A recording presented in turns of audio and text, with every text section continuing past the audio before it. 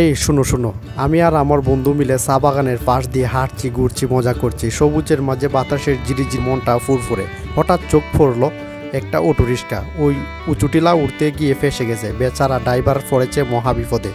আমার বন্ধু তো সুপার হিরো মুডে বলল, চল ধাক্কা দিয়ে তুলে দিই। রাস্তা যে কি ভাঙাচুরা, সব মিলিয়ে জমজমাট। ধাক্কা দিতে গিয়ে আমাদের হাড়ে ব্যথা, তবুও হাল ছাড়িনি। শেষমেশ আমরা পারলাম। অটোটা উঠে গেল আর আমরা হিরো হয়ে আসতে আসতে চলে গেলাম। তারপর পাশে পেয়ারা গাছ। আমার বন্ধু তো লাফ দিয়ে উঠে পড়ল। পেয়ারা পেরে পেরে আমাকে দিচ্ছে আর আমি নিচে দাঁড়িয়ে কাচ্ছি। মজা তো এটাই। হঠাৎ দেখি পেছনে একটা ছোট্ট বাচ্চা গাছে উঠে পড়েছে। সে তো আমাদের থেকেও ফাস্ট। আমি হাতে দুটো পেয়ারা নিয়ে ভিডিও করলাম আর ভাবলাম এই দিনটা তো জাস্ট দারুণ।